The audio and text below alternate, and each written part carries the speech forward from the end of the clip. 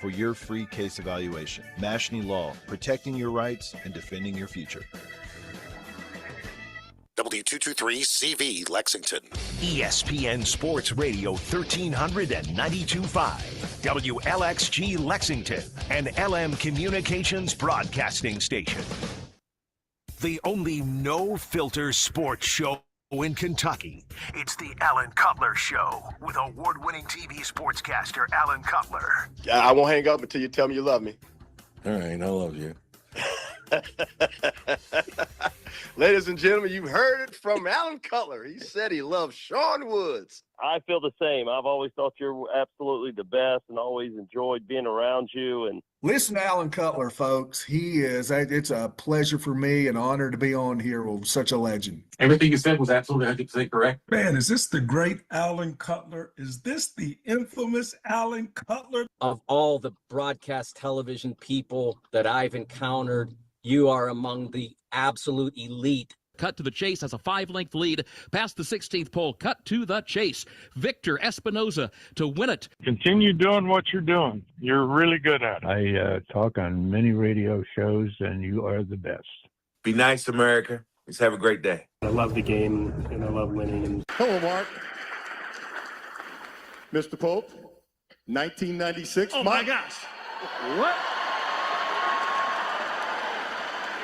Hey, let's give it up right here. This is my guy. Yes. I'm so happy to see you. Back to No Filter Radio with Alan Cutler. Podcasts on Apple, Spotify, and Google, Monday through Friday. Good afternoon. I'm Alan Cutler. Honored and pleased to be with you. Because I got to tell you, if Kentucky would have choked and blown that game, yeah, I'm doing a show, but it would have sucked. It would have sucked.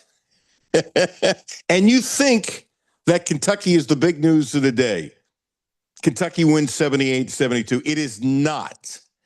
Not at 1300 AM, 92.5 FM. Jimmy Phillips is a proud papa again. Had a beautiful little girl, Bryn Shirley. And so Sean, who does only 1,000 things for LM Communications, is pinch hitting. And Sean, you had a funnier line than me. So Jimmy's texting me this morning, getting my taxes done. We're going up and back. I'm saying mazel tov and all that kind of good stuff.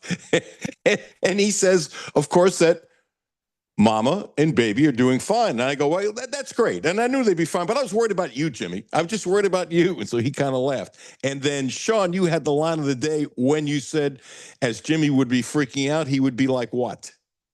Probably running around like Ricky Ricardo when Lucy had Ricky Jr., and that is your super baby boomer reference of the day that even I should be too young to get, but I'm not. Hey, have we known each other 30 years? Close to. Okay, that's the only time you've ever made me laugh. That's not true. I think I fell down once when we were covering Derby. I wasn't with you then. Oh. You were doing radio. I'm sorry I missed it. I mean, I'm glad you're okay, but I'm sorry I missed it. So anyway, what a win for Kentucky. They were the physical team, and I kind of thought they were running out of steam. I don't know if it's 2 games in a row or it's a momentum thing or Missouri was pushing Kentucky around, but give Kentucky some credit. They were the more physical team in the first half. There was no question about it. And then Missouri is playing for their lives, and their defense got much better. And Kentucky just sucked when it comes to shooting threes in the first half, and they were doing a great job with the twos. They were doing a great job. Sean, did you think they were going to win? Got a little butt clinchy there at the end, but butt clinchy? Yeah, for most of the day, yes. Last 3 minutes, I didn't feel so great. Okay, that's enough. No more butt references. That was unbelievable. Coming up in a couple minutes, Doug Barnes, former Kentucky assistant coach. I can't believe you said that on radio. Former UK assistant will be joining us. Then at 3:45, Gene Abel will be joining us. And if timing is right, Sean will have his eye out for it. We hope to play sound like we did yesterday. They had Pope and a couple players on the podium. I'm sure they'll do the same thing today. That's pretty apropos and normal in the Southeastern Conference Tournament. And then after I'm done at 4:30, what's next at 4:30, Sean? It is? No, that'd be Wildcat Drive with Matthew and me. So you're going to be pinch hitting for a couple weeks, right? Yeah, we'll have Todd Lanter on there. And I believe Tristan Ferris is going to join us as well. Oh, good. Terrific lineup. Terrific lineup. And it'll be fun. No question about it that this will now be fun because of it. And taking a look at this game, it was interesting how good Kentucky was going to the bucket. They were really, really, really good. And they couldn't hit a three. They were awful shooting threes. There was a point, and this was early on, Kentucky was up 26-20, and they were 9 for 12 for twos. That's 75%, and 1 for 7 on threes. It was just awful. I mean, really awful. They couldn't hit a three at all. And Garrison, who was spectacular yesterday, didn't do much today. And you can't expect him to do that every day. That would be nice. But if he did that every day in every game, you'd call him a pro. And he's not a pro. Maybe he'll become a pro, but he's not a pro. And the big guys from Missouri were pushing around in the second half, and the big guys are really good. And Mitchell is a pro. You know, they were talking about, I don't know if he's going to get drafted. He'll be in the league a long time. He will be in the league forever. He's 6'9". He's athletic. Remember, he was going to Duke and went to Duke, and there's a reason why he was going to Duke, and he's going to play in the league forever. He will. He will. That size, that athletic, can put the ball in the hole. I mean, really, really, really good. First 28 points for Kentucky. 20 were in the paint. Now, here was the reason in the first half I was concerned with possibly Kentucky losing. And it wasn't, believe it or not, that Missouri would make a comeback like they did against Rupp Arena. I didn't think that was going to happen, and I was wrong. They did make a comeback. That wasn't my concern. My concern was they had 4 players with 2 fouls in the first half. That's not good. It's really not. I'm not blaming the officials. I'm just saying that's just the way it was. Odd thing, Cam Williams got like 1 shot in the first 10 minutes, and there were times he was open and didn't see the ball. I thought that was kind of weird. I'm not going to go crazy on it, but I would like to have seen him shoot the ball a little bit more. And I got to tell you, Mo made a great shot. Shot clock winding down. Think about all the winding down shot clock shots that Kentucky made. Think about that. Clutch. Mo made one, right? Chandler made a 3, right? Owe made one. Aberdeen made one less than a second ago. I mean, off the top of my head, Sean, I think there were 4 shots in the last second of the shot clock. And that is clutch. That is absolutely clutch. That's one of the big reasons why they won the game. So Kentucky was making clutch shots. And so if you want to think about Kentucky winning 78-72, and they hung out on all that, but if that's what you want to think, that's fine. They held off another team who took momentum away. That's big, number one, because they couldn't do it at Rupp Arena. I mean, they had the Missouri game at Rupp Arena won. I'm really curious if any of the kids on the team, if any of the coaching staff for Kentucky were thinking about Missouri coming back, because they did it at Rupp. And Missouri never wins at Rupp, and they did it, and that was huge. It would be normal if that was in your head. Maybe during the game it wasn't, but I would be fascinating with that. But here, Missouri is coming back, and you have all these kids for Kentucky making clutch shots. So I'm going to do this. I'm going to accentuate the positive. You win and you move on. By the way, we'll be on tomorrow, probably a little bit later because it's a 1 o'clock game, and Brad Taylor will extend his show till the game is over. And then as soon as the game is over, I will come on till about 4:30 or so. And then, Sean, it'll be Wildcat Drive with Matthew and probably me again. I would think it's you again. I don't think Jimmy's going to come back after having a beautiful baby to do the show tomorrow. And I might be on a little bit past 4:30. Sean and I are negotiating that, but that's fine. It's all good. But I want to emphasize the clutch shot making by Kentucky when it was tight. I guarantee you off the top of my head, there isn't a game this year that was that tight where you had so many clutch shots. I'm not sure. And maybe Doug Barnes will remember. He's coming up in a couple seconds. Maybe Gene Abel. I know he's listening. Gene, can you think of a game since Mark Pope has been here where there have been so many clutch shots late? That was huge.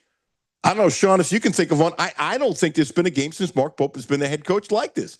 And so you could say, oh, my gosh, they needed all those clutch shots to win. Okay, it's called basketball. So what? They did it. They did it. I mean, that was pure clutch. And I'm pushing it, and I'm pushing it, and I'm pushing it because with all the negativity around here, when you see something that's legitimate and something that is positive and something that creates an aura, you don't think that gains confidence? I mean, that shot by Aberdeen when he was off balance, and it looked like he was just throwing it up, but when he threw it up, it was high off the glass and kissed it in. It was great. That Chandler 3 from Danville, it was great.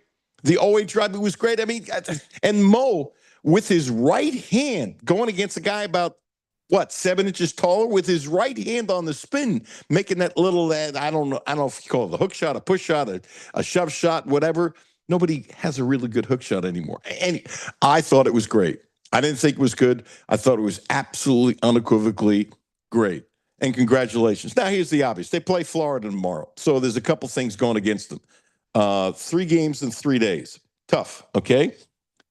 So with my ties to the state of Idaho, Sean, I'm sure you know that Idaho makes the NCAA tournament for the first time since 1990. I know you knew that, right? You did know that, right, Sean? You were texting me all night about that. But here's the point. They won 4 games in 5 days. Okay, it's not 4-4, but it's 4 games in 5 days, and it can be done. It can be done. Do I think somebody in the SEC can do it? I don't think if Florida played on Wednesday that they could win the tournament. I just don't, because of the physicality of this league. And so there's a couple things that'll happen tomorrow when they play Florida. I know it's difficult to beat any team 3 times, okay? But it happens. It is difficult. If you talk to the Kentucky kids in 87, there are kids that played on that team that believe the only reason why they didn't win the NCAA tournament that year because they had to beat LSU not once, not twice, not 3 times, but they had to beat them a 4th time. And they just couldn't. And I'm serious. There were guys on the team that I've talked to on camera, off camera, who believe that because they had to beat him that 4th time, there was something about it. And that's pretty strong when you say we would have won the national championship, but LSU beat us. So could that be part of tomorrow? Maybe. I don't know. Just throwing it out there. It is a possibility. Florida will be rested. Kentucky will be on some fumes. But you have to wonder if Kentucky will have an adrenaline flow because they want Florida and they want a piece of Florida. The other thing is I wonder, and I bet somebody in the media asked the Kentucky kids, if this game meant a little bit more because Missouri came back against them in a game Kentucky had won. I mean, that game won it at Rupp, and they came back and won the game. I wonder. Here's the other thing. This needs to solidify Kentucky. I hope they're a 6th seed. By the way, I can't think of the number, but I saw it on Twitter. When it comes to bubble teams, holy mackerel. There are so many top seeds that have lost in all these tournaments. It's unbelievable. I don't know if it's the most ever, but it's a ton. And it's not that the top seeds are bad. It's that the parity in basketball is like it's never been before. And as Rick Pitino said the other day, and he said this about 4 or 5 months ago, it's the best he's seen college basketball in decades and decades, and I agree. And he's saying it's the influx of the European talent, and I agree with that partially, but I think he missed something where he said all these guys that are coming back that wouldn't have come back, but they're coming back because they're making so much money. They're making so much money. For example, Zuby, his kid, who's going to play in the NBA forever, the center, and he came back for another year. If they're through the old days, he'd have been a 2nd-round draft choice and been in the G League this year. But he got millions to come back to St. John's.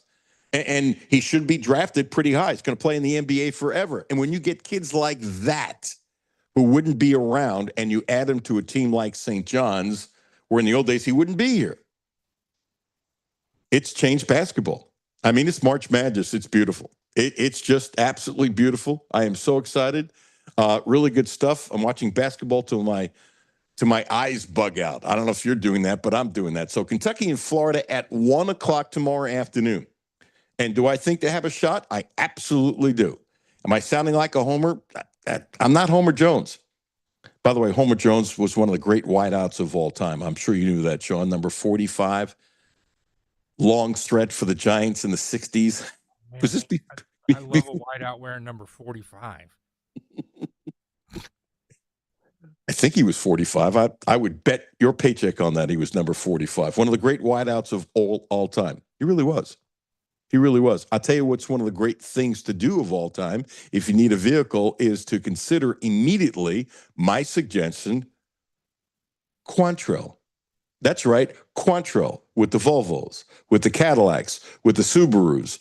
Driving should feel personal, protected, centered, completely at ease the moment you pull onto the road. That's the Volvo difference. Thoughtful design, quiet confidence, and safety always working in the background so you can simply breathe and drive. We know that firsthand. We love our XC60. Love it, love it, love it. It is so smooth, and you get 41 miles in the hybrid before you need gas. Best car we've had. I keep on saying it because it's true. Plus, the luxury of Volvo is often more within reach than expected. That's why Volvo deserves your first look at Quattro Volvo. Brentley and Mark, they're friends of mine, and they have built a dealership that is calm, respectful, and genuinely helpful. Right now, get 0.99%. That's 0.99%.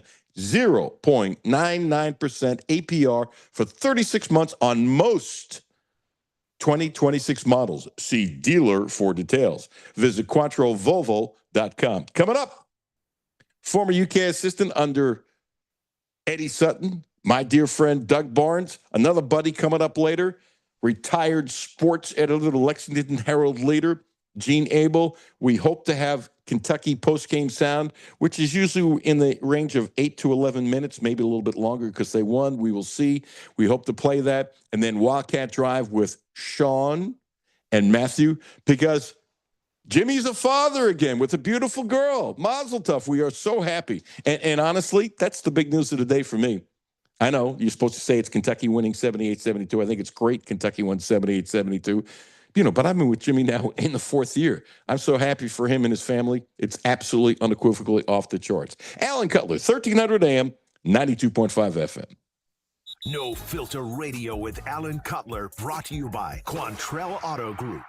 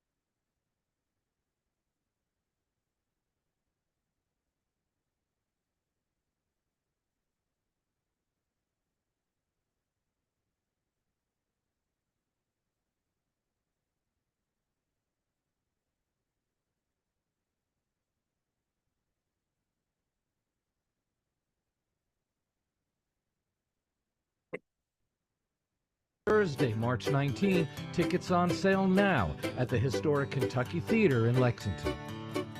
Hi, this is Alan Cutler. Driving should feel personal, protected, centered, completely at ease the moment you pull onto the road. That's the Volvo difference. Thoughtful design, quiet confidence, and safety always working in the background so you can simply breathe and drive. We love our VC60. Plus, the luxury of Volvo is often more within reach than expected. That's why Volvo deserves your first look. At Quattro Volvo, Brentley and Mark, friends of mine, they have built a dealership that's calm, respectful, and genuinely helpful. Right now, get 0.99%. That's 0.99% APR for 36 months on most 2026 models. See dealer for details. Visit QuattroVolvo.com today. Brad Taylor, ESPN Radio. Want to win a trip to Las Vegas? All you got to do is beat Brad's brackets. Go to ESPNLex.com after the brackets are announced and fill out your bracket. If your bracket beats my bracket, you're in the running for a 3-night getaway to the Circa Resort and Casino in Las Vegas. The prize includes a $500 airline gift card, luxury airport limo service, a day bed at Stadium Swim, and drink vouchers at Legacy Club. Beat Brad's brackets, win Las Vegas. For rules, go to ESPNLex.com. Back to No Filter Radio with Alan Cutler. podcasts on Apple, Spotify, and Google Monday through Friday. Welcome back. Alan Cutler, 1300 AM, 92.5 FM. Want to throw a couple of nice tidbits out. Chris Rodriguez, former Studley running back for Kentucky, 2 years, $10 million, with a max value of $12 million with 6.2 guaranteed. Rodriguez reunites with his college coach, Liam Cohen. Jake Feldhaus has a great shot to be Mr. Basketball, and they put up this graphic Madison Central did. 21 points a game, 20.7, 1.2 steals, 13 rebounds a game, 57% from the field, 2.3 assists, 69% from the free throw line, and his high-scoring game was 34. And he's going to Belmont. He's 6'7", and really, really, really good. Pat Riley to Bam out at Bio after Bam had 83. Quote, I would have taken you out at 70. Blank, blank, you did it. That's in reference to Kobe getting 81. And a light thing, Raider star Ashton Genty, he's getting all this pub for buying in this insane car, an Escalade ESV. I don't know what the hell that is, for $200,000. His contract is $35 million. That's nothing. That's nothing. Joe Burrow has a $700,000 car. And if you think about it, Joe Burrow makes over $50 million a year. So he's spending less money on his car per capita than you and I, most of us, spend. Think about that. That's really nuts.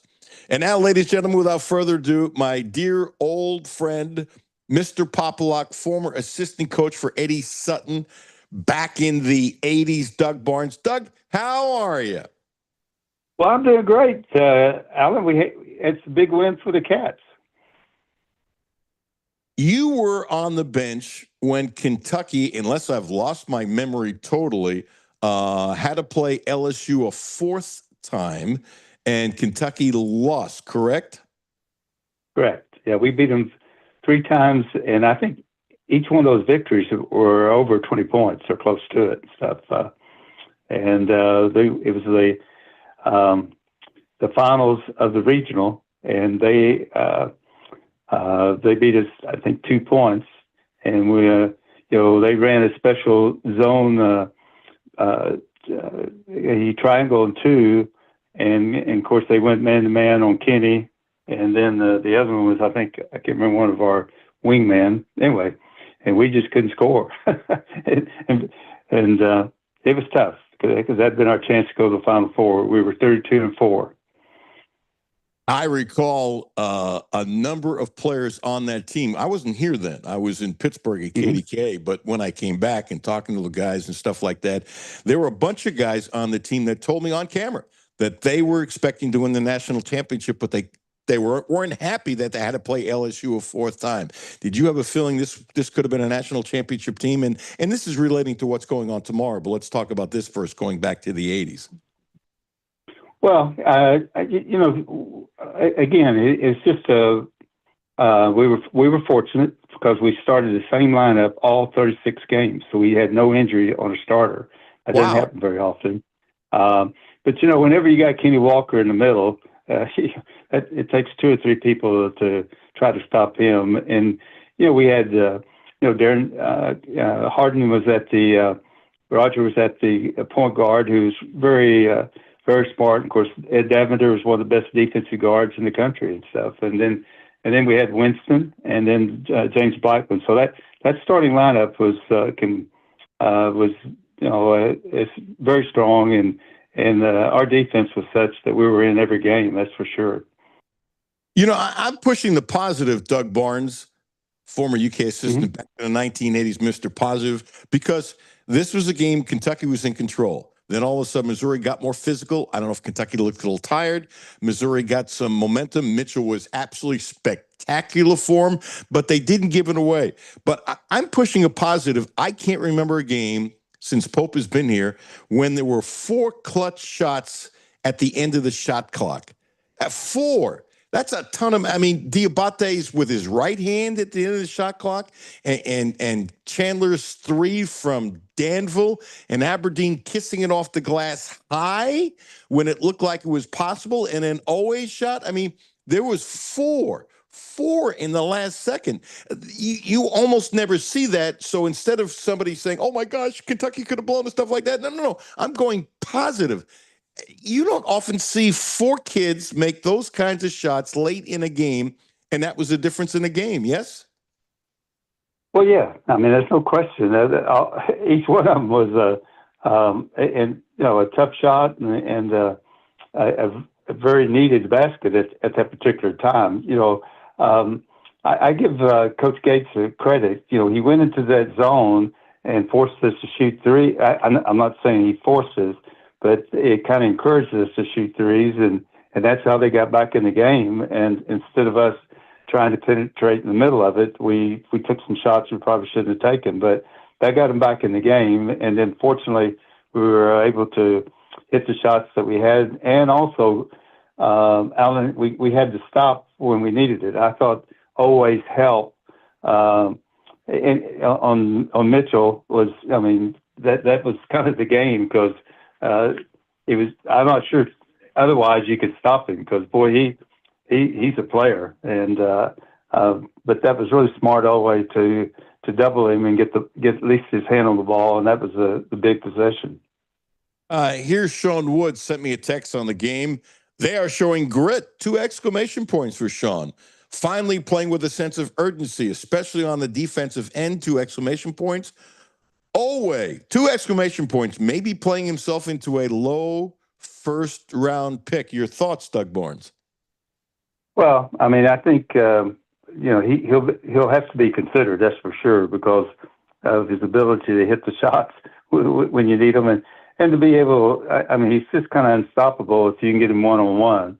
And then, of course, tonight he hit a big three that really helped also. So. He's awful good, and like I say, his 2 defensive plays where he was able to double probably help. That's probably the ball game. But, hey, I wanted to tell you, you realize that the Cats shot 78% from the free throw line, and Missouri. It was in my monologue. Yeah, 78%. Without that, they don't win. Thank you for bringing it up. I talk about free throws all the time, and being the old coach that you are. Sorry for the old part, Doug, but we are old geese. Mm-hmm. I say that with 10. I'm just glad to be here. Yeah. I'm so glad you brought it up because you know how much I harp on it, and you harp on it too. That look, if they shoot 65% for the free throw line, they're going to lose the game. Yeah. Oh, exactly. Yeah, you had the same amount of attempts, 23 by each team, but they were 15 for 23, and we were 18 for 23. So that was the difference. But really, Alan, the Cats really competed. They competed hard, especially after had played the night before. I think it speaks a lot about their competitiveness, and you can see that their confidence is just getting stronger, kind of at every game, and that's the reason this game was so important. Going back to the LSU thing, because Kentucky, when you were an assistant coach, had to beat him the 4th time, and they did not. Is it psychologically more difficult for Florida to win because they've already beaten Kentucky twice? Or would you say, hey, we're confident we beat them twice, we can beat them again? And if that's true, will you not play as hard? Well, it's kind of interesting, the fact that, we played 2 games in a row, and then this will be our 3rd. But sometimes there's, if you over the years, those teams that play the first game, sometimes they struggle, shooting the ball at a strange facility. So it's kind of to me, it's kind of a toss-up. I think, especially the way we came back in the second game, if we got a couple calls, it's possible we win that game and stuff. So I think I'll be surprised if it's not a tough game for Florida, and I think we have a good shot to knock them off. Wow. See, I think they have a shot too. That's why I was pausing. And if they're on fumes on Saturday, so what? At least they made it to Saturday. Here's the other thing that's going on. I'm feverishly looking for the list, but I saw a list of all the top seeds in all these leagues that have lost. So Cinderellas are getting destroyed. That will probably help Kentucky a little bit. And look, I'm not Joe Lenardi. Don't play one on TV. I'm just guessing from the stuff I'd read previously and looking at the same time at some of these winning and losings that they have a pretty good shot at getting a 6th seed. My fear for Kentucky, if they're an 8 or a 9, oh my gosh, that second round game is kind of ridiculous. And you know that. You lived it for whatever. But if they end up being a 6th seed, I think that can help them get at least to 2 wins. Not that anyone will be easy, but I think this game can set them up for a much better NCAA tournament based upon who you play. Do you agree? Yeah, I think the encouraging thing for me, Alan, is our physicality. We've gotten where we can handle the another team being physical, and I think you got to hand a lot to Mo Diabate because he comes in but just everybody's kind of playing more physical, and where that I think that would have been our weakness in the tournament too. So I think we're getting confidence of how to play that without fouling, and then also to match if a team is physical, be able to match that, which I thought Missouri was pretty physical. Didn't you? Yes. Yes. So, that would be our shortcoming, and I think we should start getting comfortable with playing a team that is physical, which Florida is. So, I just think the way we finished with Florida, that will make a lot of difference in our confidence going into the game. I'm just guessing. I know nothing what Gates said at the half. But if it was me or you, I'm not speaking for you, but just tell me if you agree. I thought Kentucky was the more physical team in the first half. It was one of the reasons why they were up. They were scoring inside in the paint. They were beating him in the paint. It was really good. They couldn't hit anything from the outside, but they were being smart, and I thought they were tougher. I'm just envisioning Gates, who's a wonderful coach, being like most coaches, telling his kids, hey, guess what? Kentucky's more physical than you, and we got to stop this crap, and we got to be a lot more physical in the second half. And by the way, my language is worse than Gates. I don't think he curses. He's Leonard Hamilton's disciple, as you know. But I can't imagine Gates not talking to his team right away about the lack of physicality for Missouri. Do you agree? I agree. Alan, another positive thing for the Cats had 9 blocks and 9 steals. That's not an area that we've been real strong in, and thank goodness we were, because I think that was another one of those little things that made a difference in the game. Yeah, the only thing I'm going to disagree with, I don't think it's a little thing. I think it's a big thing. But you're absolutely right. Let me read you. I want you to react to Jonathan Davis, who, as you know, does the show all the time. And Jonathan is about as no filter as anybody who blesses me and does the show with me. So he was obviously happy with the first half. And he's strong now. Jonathan is always strong. And he's smart, and I respect the heck out of him. Word for word, no pontificating on my part. We were disjointed and selfish down the stretch, which contributed to blowing a 15-point lead, but still found a way to win. BBN demands perfection, but we will settle for W's. If the Cats can somehow manage to win games, quote-unquote, ugly, all is forgiven until the next game. Road trip. See you in Las Vegas. So he's going to go to the game. Do you think it was fatigue? Do you think it was being a little selfish? They took some bad shots as Missouri started getting momentum versus all the good shots they took in the first half that weren't threes. Agree, disagree, your thoughts. Well, I think Coach Gates, he went into the zone defense, and I think we ended up just settling for the 3, and we took a couple early threes that were, for sure that time in the game was just not the right shot to take. So that part was correct. The good news is that we responded when we had to, but we shouldn't have gotten in that position because we took 2 or 3 bad shots at a time that they were making the run, and made it easier for them. Former UK assistant Doug Barnes under Eddie Sutton, kind enough to join us for a couple more minutes. My theory is, from watching on TV, is that, as it happens in games, as everybody knows, I think these kids got tired. And by the way, I'm not saying they're not in shape or anything. It's just a game with the emotion and everything going on. I think they got tired. I think that helped Missouri. I think Missouri helped themselves by pushing Kentucky around. And then I thought that Kentucky dug deep. They dug deep to fight their way back and then make some clutch shots. And so, how many games did you coach where your kids got a little tired, but they found the second win, thank goodness, otherwise you wouldn't have won? Or you had games where your kids got tired, the other team got momentum, and you lost. So, getting a little tired is all part of it. These kids played a lot of minutes. It's okay, but they extended it. Does that theory you agree with that? Or you think that wasn't part of it all?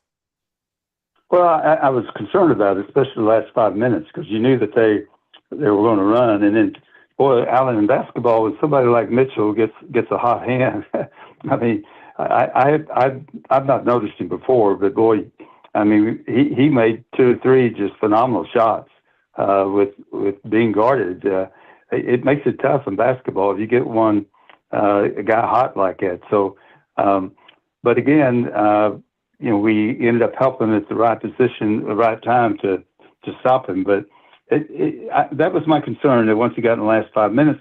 But Alan, like I say, there's always these timeouts, last 5 minutes to go on forever. So I think that probably ended up helping us. And I by the way, I did think Coach Gates called a timeout that we really needed one.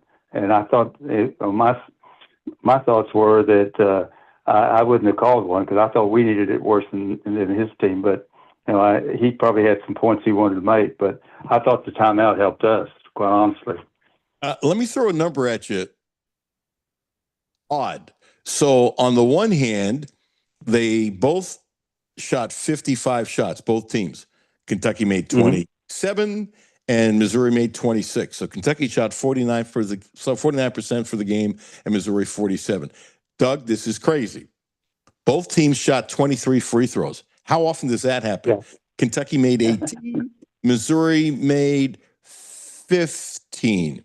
That's a 3-point spread, which I really think, you can say the steals, I'm with you. You can say, the forcing the turnovers, I'm with you with all that. As, once again, I think Kentucky had 5 turnovers yesterday. I think it was 5. And today they only had 9, which is, I'm okay with anything under 10, I always think is good, don't you? Yeah, but the problem is those 2 or 3 of those 9 were in that last 5 minutes, and it really, at that stage, you don't want to do it because that led to baskets and stuff. So, but to give them credit, they forced them. But normally, you're right. But at the time of the game, that really hurt us. And Kentucky won in the paint 42-38, which is interesting because they were way up at the half. And now the 2 7-footers for Missouri, made a difference in getting that closer. But the fact that Kentucky won the paint, when you look at Missouri's size and that's a strength, I think that's very impressive. Yeah, and I couldn't remember, but Missouri beat us, beat UK, in January, and so from the NCAA standpoint, it looks good for us to come back and show that we've improved and beat them. And I thought they played well. I thought they played well enough to beat a lot of teams, but fortunately, we played just a little bit better.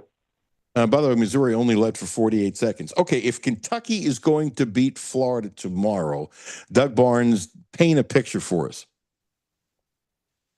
Wow.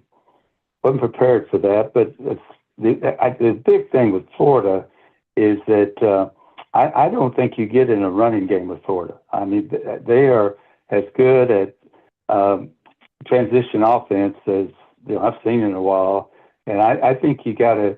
I think you got to put them on defense for a while with your offense, and make sure that you are able to cover their fast break, because that's where they're really the strength is, in my opinion. Boy, they get the ball down in a matter of a few seconds and stuff. So the big thing I think is to stop the transition offense and then make them go against your half court defense. And Alan, to the Cats' credit, I think they're getting better on the half court defense, and that's something you got to have going into the NCAA tournament.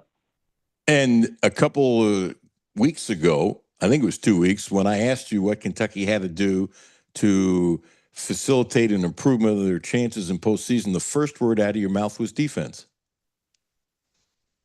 Yeah, I mean, you just got to go far in the NCAA tournament. You got to play good, solid defense. It's just that simple. Because the people you're going against, they're going to be pretty good offensively, and to make a difference, you've got to be able to stop them when it's important. And but I do think the Cats, I think they've improved that. And however, it's something they got to maintain if you want to keep playing in March. I think every basketball fan would like to see this, those who really follow the game. So UMass upset and beat Miami of Ohio, who was undefeated, as I think everybody knows going into today. Bruce Pearl, I think, and you tell me if he was out of line, has been way out of line when he said Miami of Ohio shouldn't be in the NCAA tournament if they don't win the tournament because they finished last in the Southeastern Conference. Well, that's not what the NCAA tournament, to me, is really all about. And the other fact is, I think the New York Times did a story where they actually got letters from Miami of Ohio, all the teams that they tried to schedule, the really good teams that wouldn't schedule them. As you know, a lot of good teams don't like to schedule teams like Miami if they don't think they could win. John Calipari at times didn't want to schedule some teams. I'm not ripping John for it. He's not unusual, but I know it's fact. So I'm sort of saying it. How about this, Doug? How about this? Mm-hmm. I think, and this is not an original thought, I think this is going to be said hundreds of times across the country. In the play-in game, it would be perfect for Auburn and Miami of Ohio to play each other. Wouldn't that be poetic justice? I would, and it would be good TV stuff too, Alan. So you may promote that. That'd have a big audience, that's for sure. Well, not only that, they play in Dayton, right? And so Dayton was Miami of Ohio. I would imagine. Have you coached at Dayton? Have you ever been to a game there? I've been. Actually, I went to see Oklahoma State. I think Travis Ford was the coach, and I don't know who it was, but anyway, I went to see Oklahoma State play there in a play-in game like that, and it's a good environment. Regardless, I think who's playing, they always have a big crowd there, and so it could be. But matching up something like you're talking about would make it even more interesting and more appealing to a fan. Dayton, to me, has always been one of the great sports towns in the country that nobody talks about. It's not New York, Chicago, or Los Angeles. Their teams aren't in the SEC. But they went years where their single-A team didn't have a ticket that wasn't sold, seriously. And the support for the Dayton Flyers is absolutely unequivocally off the charts. Doug, anything else about Kentucky that sticks in your cranium that I didn't ask you or you didn't pontificate? No, I just think that they're kind of maturing as a team and knowing their roles. They still need to maybe move the ball better and stuff. So they get some time to get the ball to stick. But I think they're getting comfortable with playing each other and knowing each other's strengths, and then and play to those strengths. So that makes them tough. I think the Cats, if they continue to do that and play the defense again, I think they'll be a tough out against anybody and come the NCAA tournament. Doug Barnes, former UK basketball assistant under Eddie Sutton, Mr. Poplock. Give a great plug for Poplock for your franchises in Lexington and in Louisville. Alan, if you need a locksmith for anything, for your home, for your business, and auto, and plus we also do the key fobs for your cars. Just give us a call in Lexington at 253 open, and in Louisville it's 502-895 open and stuff. So and take that phone number down and don't Google, because a lot of things come up in Google and get you in trouble. So give us a call and make sure you got a legitimate locksmith. Doug, as always, thank you, my friend. It's a good day. I'm so glad they won. It's so much fun doing this show when they win. It makes the day go better too, doesn't it? It really does. It really does. Thank you, pal. Appreciate you. Yeah, thank you. Thanks. Good day. Bye. Doug Barnes, always really good. Coming up, Gene Abel, retired sports editor, the Lexington Herald Leader. And we hope that we'll have sound, usually podium sound, from Pope and a couple of players. I'm guessing it won't be before about 4:15, but we will effort if it comes down. Sean will grab it quickly. We will have that. Hey, don't forget about Terry Page. Terry Page. Not a very good, a great licensed massage therapist. Check her out. Her new offices in Lexington Thursday and Friday on 820 Porter Place, Suite 3 off Sales Road. Go to the end of the block and side of the building, and that's where her office is. It's bigger than the last place she had. She's got more room, and she's excited about being at 820 Porter Place. I can't recommend her any higher. She's been spectacular for me. But if you're a veteran of the show, you've heard me say this many, many, many times. Thank you for listening. Thank you for tuning in. Gene Abel coming up next. Alan Cutler, 1300 AM, 92.5 FM, and also live on the ESPN Lexington app. No Filter Radio with Alan Cutler, brought to you by Quantrell Auto Group.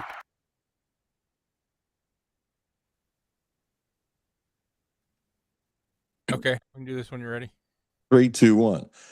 Hi, this is Alan Cutler at 1300 AM and 92.5 FM. Because Kentucky plays Florida at 1, we will be on the air right after the game. No Filter Radio after Kentucky and Florida Friday after the game. All right, that'll do. And you got Gene?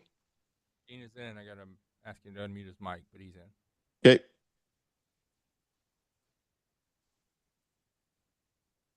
Always working in the background so you can simply breathe and drive. We love our VC60. Plus, the luxury of Volvo is often more within reach than expected. That's why Volvo deserves your first look. At Quantrell Volvo, Brentley and Mark, friends of mine, they have built a dealership that's calm, respectful, and genuinely helpful. Right now, get 0.99%. That's 0.99% APR for 36 months on most 2026 models. See dealer for details. Visit QuantrellVolvo.com today. March is here, and Clark's Pub and Shop has the game-winning specials to keep you fueled all month long. Whether you're hitting the road to catch a game or hosting a watch party, we've got unbeatable monthly deals. Stop in and pick up Bud Dig Lunch Meat, 5 for $5, and Jolly Rancher, Shackalicious, or Twizzler Peg Bags, 2 for $6. This March, make every stop a winner at Clark's Pub and Shop. Return, refresh, refuel.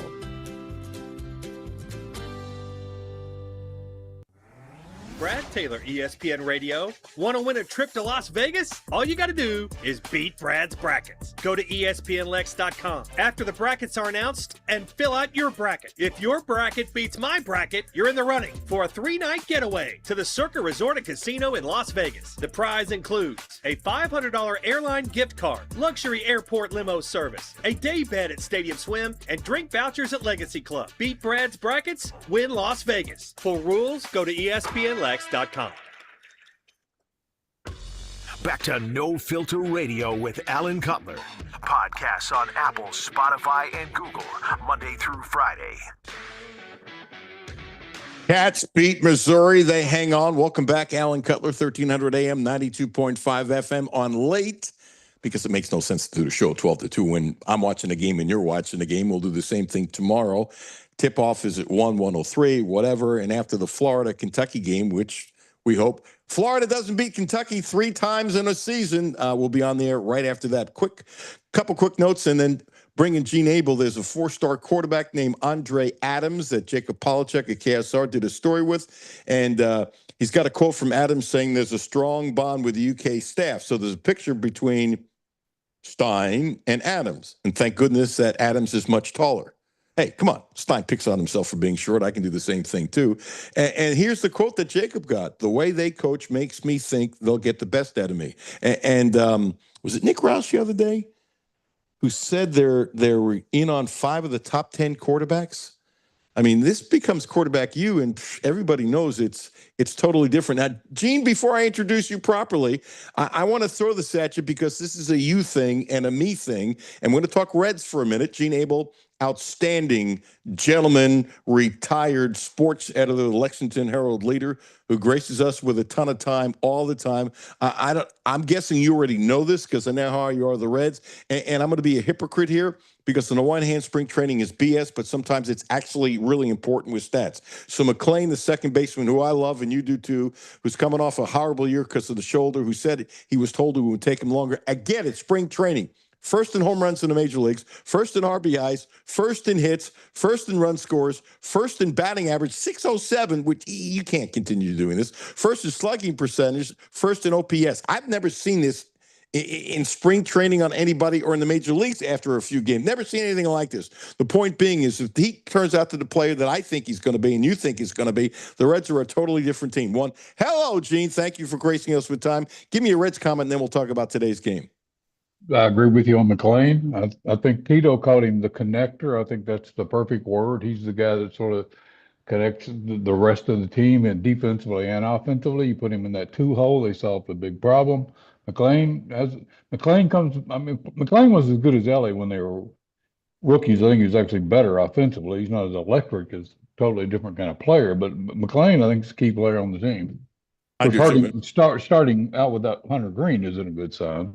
Yeah, and he's got pipes, and he's strong, and he's a grinder. Loves the game. I'm not saying he's Pete Rose, but he loves the game. He hustles like crazy, and he's a hell of a defensive player. He's a much better second baseman than Ellie is a shortstop, but we don't need to go there, do we? McLean, I think, is a key player on this team, and I think he would have been last year, but he did not get it going last year. But that shoulder injury is tough. If he was great last year, they would have had a shot at close to 90 wins. That's correct. Crazy, isn't it? He just, I can't overvalue how much important he is to them. I got one more tidbit before we get into the game, Gene Abel. So your grandkids, we need to teach your grandkids to be punters. Did you see what punters are now making? Unbelievable. The guy for the Eagles, Braden Mann, got a 4-year, $14 million extension, including $7 million guaranteed. That's $14 million a year? No. $14 million on a 4-year deal. Okay. But 7 is guaranteed. That punting would come in handy right now. Can you still punt? I couldn't punt to my prime, so I don't know about you. Hey, you were a hell of a pitcher in high school. Did you ever punt? I never punted, no. Well, only in the backyard, and it didn't go very far, and it went the wrong direction. Yeah. But other than that, it was pretty good. About like the golf shots I tried when I was young. Last little tidbit, I think we would have been in good competition. Chris Rodriguez, Studley running back for Kentucky, as you know, is going with his old coach, Liam Cohn, in Jacksonville. 2 years, $10 million with a shot max value of 12 with 6.2 guaranteed. He's at a place where he's going to be used. And I think it's wonderful. I think he's tougher than you know what. And I think he's going to flourish tremendously if he stays healthy in Jacksonville. I have a good friend who lives in Jacksonville who messaged me last night about this. It's my understanding that they sort of want a running back by committee, but they have a plan for him. And he was real excited to have C-Rod down there in Jacksonville.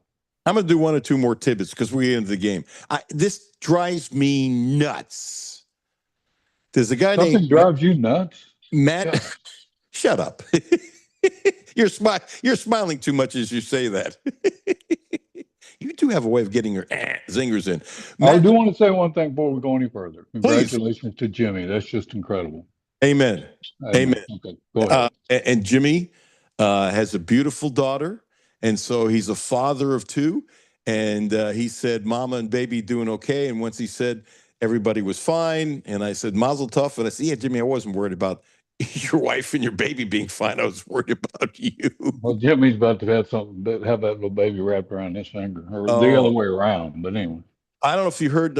Sean gets the credit for this. Bryn Shirley is the name of his beautiful daughter. So I wish I said this. This was Sean in a text to me because we're envisioning, Jimmy's like the rest of us, calm and cool, but not at that moment. He said that. Jimmy's probably running around like Ricky Ricardo when Lucy had Ricky Jr. I thought that was a really good line. Yeah, especially those of us that remember that. But. Yeah, well, the rating show, there's a lot of older people that listen. Okay. So I think a lot of people will get it, and I hope we develop more of a younger audience. Matt McClung, who didn't compete in the slam dunk contest because he's tired of being known for slam dunks, and he's won the competition and is stuck in the G League, and nobody will give him a chance. I don't give a crap that he's short. He's built like a defensive back. So in the G League last night, 54 points, 10 assists, 7 rebounds, 18 to 34 from the field. And this is why I think off the bench he can up a lot of teams. I mean, Pritchard for Boston isn't any bigger than he is, and I love Pritchard in college, and I was glad the Celtics stayed with him, and they stayed with him a long time till he got good. Now he's comfortable. McClung is like Pritchard. 9 of 18 from threes and made all 5 of his free throws. Why the hell is nobody giving this guy a shot? Sounds like to me he should, but if he only had 53, he was 29 short of bound. 54. Okay. Okay, let's get into today's game. I thought Kentucky was more physical in the first half. They were scoring in the paint. They couldn't hit a shot from the outside. I thought they got a little tired. Missouri started pushing Kentucky around. Missouri came back in the game. I didn't think it would be like this. I'm starting getting flashbacks of the game at Rupp where Kentucky had the game won and Missouri 15-2 run, whatever the hell it was, and they came back and won the game. But I'm going to push the positive. Then I'm going to shut my mic off so you can just go. I think the positive part, you had a shot at the end of the shot clock by Alway that was really good. The shot by Aberdeen at the end of the shot clock that kissed in off the glass eye was spectacular. Chandler's 3 at the end of the shot clock from Danville. Mo Diabate against that 7-footer when he went to his right hand, which they couldn't have been expecting, and put it in. I don't know if you call it a push. It's not a hook. I don't know what the hell the shot is, but it went in. You have 4 kids for Kentucky make clutch shots in the final second. And I don't, you got a good memory for this stuff, Gene. I don't remember one game since Pope has been here, and I know it's only been a couple of years, that he's had 4 kids make clutch shots at the end of the shot clock to preserve a victory. I do not remember that happening. That's a very good point. I did think they sort of let them get back in by taking, I can think of 3 early threes that Kentucky took right at the beginning of the shot clock, which I didn't think were necessary, which did let them back in the game. I thought Kentucky won this game with defense. They played best defense they played all year in the first half. They let them back in the game with some bad early shots, and then Mark Mitchell got hot and they couldn't match up with him. They put Mo on him and he tried, but then they down the stretch, and I didn't hear anybody mention this. I'm pretty sure it was 2 minutes ago. It's a 1-point game. He puts Garrison and Marino in the game against the physicality. I don't think Missouri scored again. And Garrison did not have a good game. He did a good job down the last 2 minutes, and then Elway had the flag or that steal or whatever you want to call it that flipped off of Mitchell's leg, and that was the key play in the game. But down the stretch, I'm pretty sure he put Garrison and Marino in there together when they had to have good defense, and they won it with defense in the last couple of minutes. And then, of course, Elway hit that driving big shot. But you're right. That's 4 shots at the end of the clock. That's big. You're right. Garrison didn't score, but he did have 4 blocks, and he had a block that should have been goaltending. And you know what ticked me off when he did that block that should have been goaltending? Don't throw it in the stands. Just kind of touch it so a teammate can get it. Maybe that's the next step of his maturity. But, when people say Kentucky never gets a break, that was – if I can tell it's goaltending without looking at a replay, the refs blew it pretty bad. Good for Kentucky, but pretty bad. And so what I always say – if you're rooting for Kentucky, you often don't notice things that go against the other team that they can complain about. I think it's just human nature. But Missouri didn't cost Missouri the game, but they got screwed there. Like everybody gets screwed on calls. That was an absolute huge play, and I was going to say the same thing. It's hard you can't complain about the refs when that was about as obvious a goaltend as I think I've ever seen missed. And so do they no longer have the rule, I guess, where they can go back and look at a goaltend, or is it? Remember last year they would go back and then look at it during a timeout and then come back and change it. I guess that's not in play now. This is a bad answer. I don't know, so I'm not going to guess. Do you remember didn't they do that? Was it last year, or the year before, where they used to go back and then after they look at it, they come back after a timeout. Then they'd wait till the next break, which was stupid because it could change the score of the game 3 or 4 minutes later. But they didn't go back and look at it, obviously. Okay. Thank goodness for Kentucky's sake. Absolutely. You know what I'm remembering more, and this could be me, that how many times have you seen, somebody's foot was on the line and they weren't sure, and then later on they would say, was it a 2 or a 3? And sometimes they would take a point away. That I remember being a lot more prevalent. Oh, they did that with goaltending because there was a key Kentucky game that happened in, but they're not doing it this year. But can they not review it at all? I don't know. I mean, seriously, Because the ball went out of bounds. If Gates had requested a review, could he have got it? I would rather plead ignorance. Did he lose his request? Because remember, which I'd not heard before, he lost one earlier because his players had been tying their shoes, and he thought they were in a delay to let him find, and maybe that's when he lost his request. I'm going to guess that's what it was. That's very interesting. I laughed out loud when they did that because my assumption is they've done that before. Right. That to me is like a football player falling down. Oh, my groin. Late in the game, that kind of thing. But, when you have multiple players do it, that's pretty stupid. So maybe one was designated and then they both decided to do it or something like that. But if one kid did it, you have a better shot of succeeding than if you have multiple where a ref could say, hey, what the hell are you guys doing trying to stall? But wouldn't that be interesting if them doing that call them the ability to have a replay on the goaltend? Plus Garrison had 4 blocks, but Kentucky had 9 blocks and 9 turnovers and 9 steals. That's kind of odd. And I just have a general rule. If you have, less than 10 turnovers, you've done well. Even though, as Doug Barnes pointed out, they had too many of those turnovers in the last 5 minutes, and there's no question about that. Absolutely no question about that. The other reason I think it's vital for Kentucky to keep turnovers early is they're not built to create turnovers. So if you're not going to create a lot, you can't commit 15.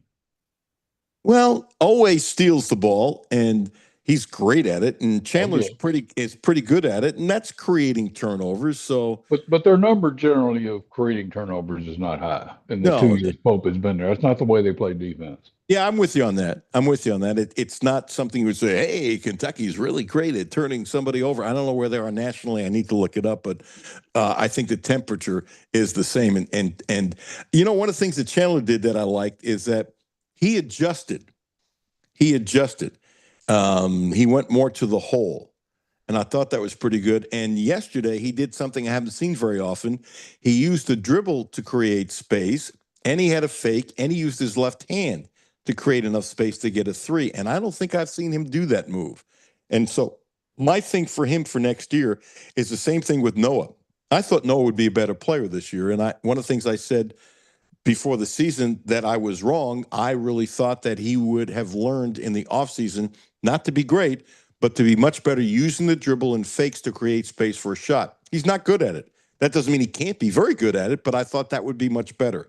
For Chandler, if he can learn how to dribble the ball much better with a hesitation, use both hands, which he can do, to create space with a hesitation for a 3, I think he turns into a much, much higher level player next year.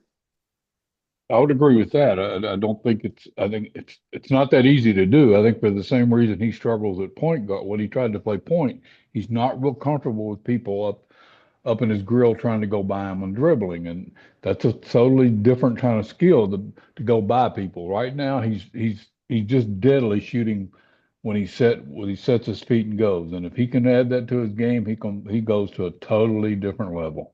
Dean, can you hang on? I'm 2 minutes late for a break. Sure. Amazing. First time, Sean, I'm late for a break, isn't it? First time? I'm sure it is. You want to say the 400th time? I've told you, if we were doing a network show, I would hit it all the time. I had to with the Bengals. You don't believe me, do you? I did. And I will. I did 14 years. You had breaks with a lot of stations involved. It's all good. I don't lie. Shame on both of you guys. Gene Abel, kind enough to join us, retired sports editor of the Lexington Leader. Sean is in control. Help us. Jimmy had a baby today. God bless you, Jimmy, your family, and the beautiful baby girl. It's just that to me is the highlight of the day. Kentucky beating Missouri, it's a beautiful thing. But Jimmy having a baby, wow. Blue Lotus Health, 859-533-0914. 859-533-0914. Acupuncture, now also providing a licensed massage therapist. I saw Ramon today. He's a special dude. He helps me tremendously. The time before last I saw him, I had 24 needles in me. Today it was less. And it's interesting. And I've learned to meditate when he puts the needles in. And I don't understand it. I'm never going to understand it, but I think it's a beautiful thing. It's a beautiful thing. The Chinese medicine, I'm into what the Chinese do. I'm into what Japanese older folks do to stay young, Tai Chi and stuff like that. There's all kinds of lovely things out there to help yourself, and I think acupuncture is a great way to help yourself. And Ramon is special. Blue Lotus Health, 859-533-0914. Acupuncture, Gene Abel, talking basketball. Alan Cutler, 1300 AM, 92.5 FM. No Filter Radio with Alan Cutler, brought to you by Quantrell Auto Group. QuantrellForLife.com. Hi, this is Alan Cutler. Have a no filter comment. Hit the text line, 859-381-1313. 859-381-1313. Brought to you by Hickson Funson, Kentucky lawyers. Roads are looking good out there right now. No major backups or accidents to report. We'll keep an eye on things, though, and let you know when they change. Brought to you by Hickson Funson, honestfearless.com, 859-777-7000. March is here, and Clark's Pub and Shop has the game-winning specials to keep you fueled all month long. Whether you're hitting the road to catch a game or hosting a watch party, we've got unbeatable monthly deals. Stop in and pick up Bud Dig Lunch Meat, 5 for $5, and Jolly Rancher, Shackalicious, or Twizzler Peg Bags, 2 for $6. This March, make every stop a winner at Clark's Pub and Shop. Return, refresh, refuel.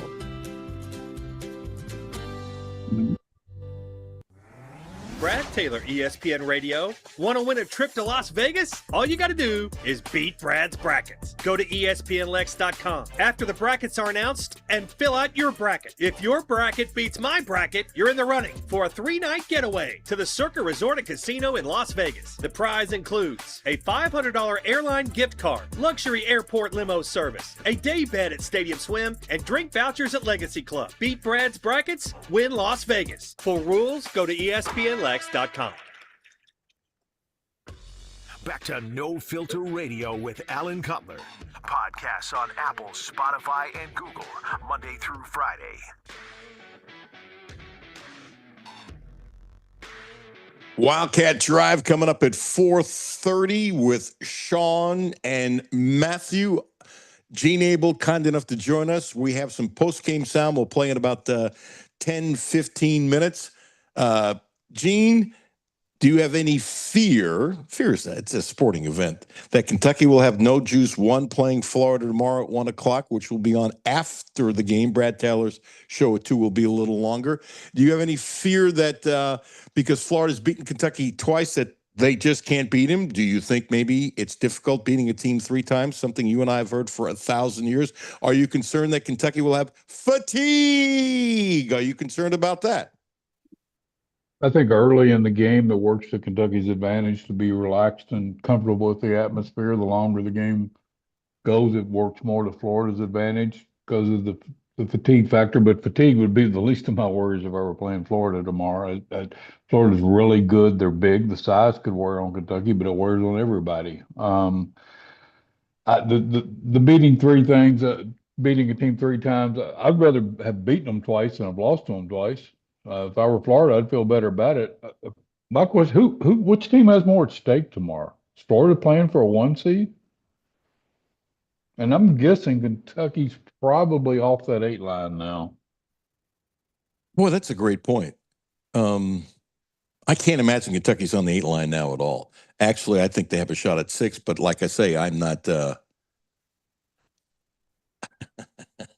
I'm not Joe Lenardi. But from what just looking at these teams, I could definitely see how Kentucky would be a 6. And if not, a 7. Now, here's the other thing, too. Suppose they get blown out by Florida by 35 points. Could it hurt them in the final seeding? Maybe. Last impression, they lose by 1. Might it be better for them? Maybe. It shouldn't, but that's the way perception is. But if they beat them, they can't be less than a 6. I mean, I don't think they move up any higher. If they would have to win the SEC tournament to maybe get a 5. But is Florida 1 if they lose? I have to look at what everybody else is doing and done. But it does put it in jeopardy, big jeopardy, because they're sort of in the bottom of the 1s right now. I buy that. And you're not worried about fatigue? Of the worries against Florida, I'd have a lot more. I mean, certainly, if it gets down to the last 10 minutes, that could play a factor. But Garrison should be somewhat rested. Cam Williams, hopefully continue to get some minutes out of him. But Florida's got a lot of things that would really worry me more than fatigue. I think they're just I think they're as good as anybody in the country right now. Kentucky's got to keep them from running, not get killed on the boards. And I think to win the game, Kentucky has to have an unusually good shooting game. And you saw last week, Florida put the Chandler thing to test. They got up in his face, and they're the team that showed we're going to make you do more than stand out there and shoot. And he just couldn't get shots. We've read text messages from Jonathan Davis and Sean Woods. Here's one from Chip Rupp, and respond to this, Gene. Good win, survive in advance. Don't love giving away a 17-point lead, but proud of our guys for digging deep and finding a way. We've been competitive both games against Florida, and it's a favorable matchup. It's hard to beat a team 3 times.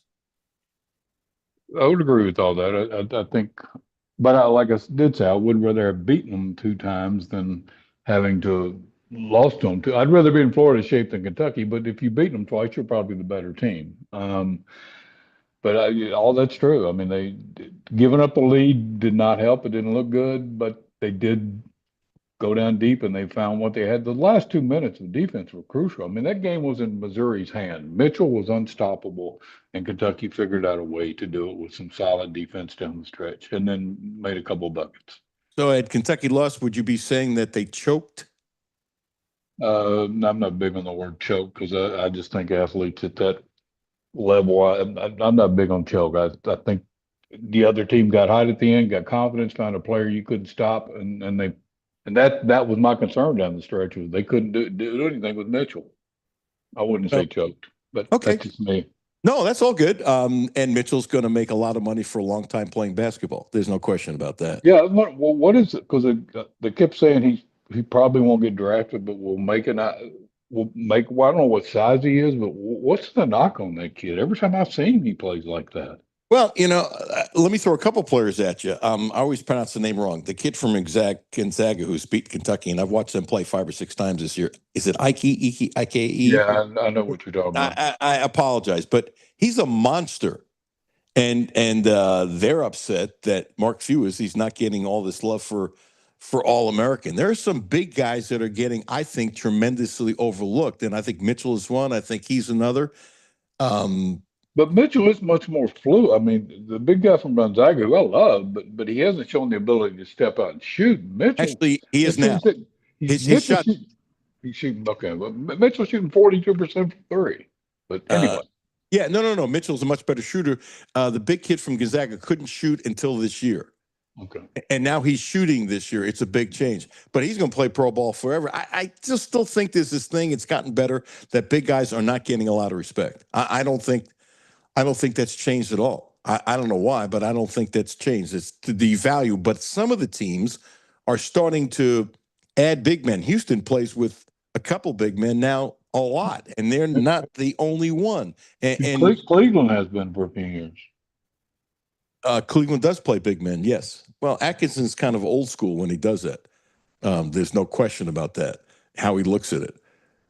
Going forward, I hope the game finds more of an in-between. I like the 3, but sometimes it's hard watching. I love watching the NBA, but it's hard watching the games when it's just throw it down, jack up, throw it down, jack up. I like to see big guys that can play.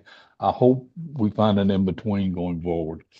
Throw a couple tidbits your way. Something we didn't mention yesterday, Clara Strack, top 5 finalists for the Lisa Leslie Center of the Year and named USA Today All-American second team.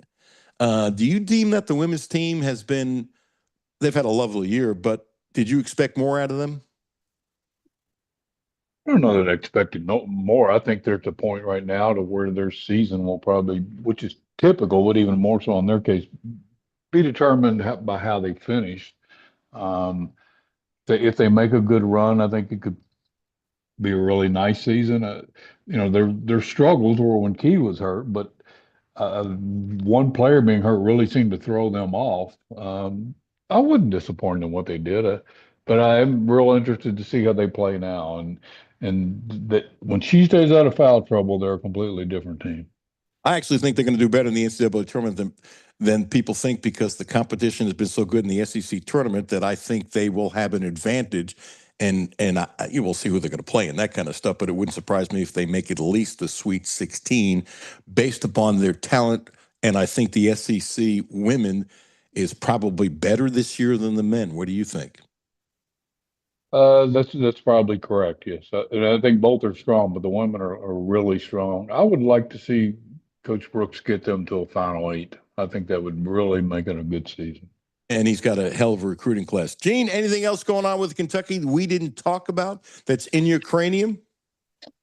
No, I'm interested in spring football just to see how that goes. But no, tomorrow be a good game tomorrow. I at this point, if they lose, I hope they don't get embarrassed. Hope they play competitive, lose and go home, get some rest, and see if you got one good run in you coming up. By the way, I'm excited for UK football too. The hype is the hype, but they brought in 3 studs for the offensive line. I mean, the 3 studs.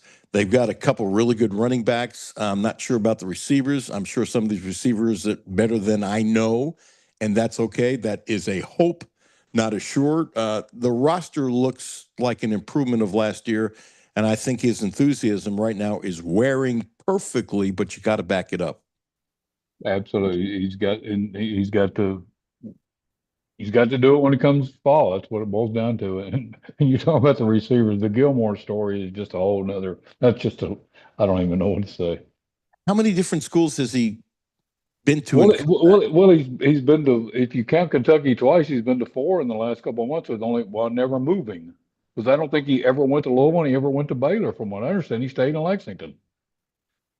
You think it's a money? He's been to Kentucky. I wouldn't pretend to know, and I'm not being critical of it. I just think it's fascinating. Yeah, and I have no idea either. And it is fascinating. And they obviously like his potential because you don't often put up with somebody who keeps on changing his mind and going different places and they accept him back. They obviously had a slot, but I'm going to guess with Stein, if he thought Gilmore was going to be a pain in the you-know-what, it wouldn't work. But I hear he's a really good kid. You know, the quarterback last year who went to a little school in Arizona, they were like besties. And really good friends. And I've never talked to him because I'm not around the team, but I've actually heard he's a good kid. What I've heard, so he must be a good kid. Otherwise, with his talent, they wouldn't have him back. And this should be the year he blossoms, based upon a little bit of a breakout last year versus the year before. Would you agree? Right, and I want to stress I was not being critical at all. I just thought it was fascinating. If he could be a top 2 or 3 receiver for this team, that's huge for them, because that's probably the position they need the most help, especially in his offense. Absolutely. Hey, Gene, thank you, sir. Appreciate you, buddy. Gene Abel, retired, outstanding sports editor of the Lexington Herald-Leader, who graces us with a ton of time. It's fun conversation. Gene, I appreciate you. Thank you. Appreciate it. Take care, Alan. And if you see Jimmy, give me my best. I'll do it. Thanks. All right. Take care, man. Okay, so this is what we're going to do. We have Post with Pope, Diabate, and Chandler. It is about 12 minutes long. So my shot clock is up. Don't you like that, Sean, that my shot clock is up? Yes, I do. We're going to play that sound. I'm going to say goodbye. We're going to play the sound. Then we're going to take a break. And then it's Wildcat Drive with Matthew and Sean. I will see you tomorrow after the game. And I think Kentucky's got a great shot of winning. And that's probably silly. And I thought they had a great shot of winning on Saturday. So I was wrong. So we shall see. Remember, 4 huge clutch shots in the last 5 minutes. Huge shots at the end of the shot clock. You tell me if you can remember anybody under Pope in any game having 4 shots like that. It was clutch, clutch, clutch, clutch. They had the victory. Missouri was taking it away, and they hung on, and they played better defense in the end, and they made clutch, clutch, clutch, clutch, clutch, clutch, clutch shots. Thank you, Sean. I almost said thank you, Jimmy. Jimmy, God bless you and your family. Daddy for the second time, and it sounds like everybody's doing great. The beautiful baby girl. Have a great day. Wildcat Drive is coming up after this, which is the sound of Chandler, Diabate, and Pope. Alan Cutler, 1300 92.5 FM. I thought we did great today from the tip. Our first 4 minutes, I think we did a great job at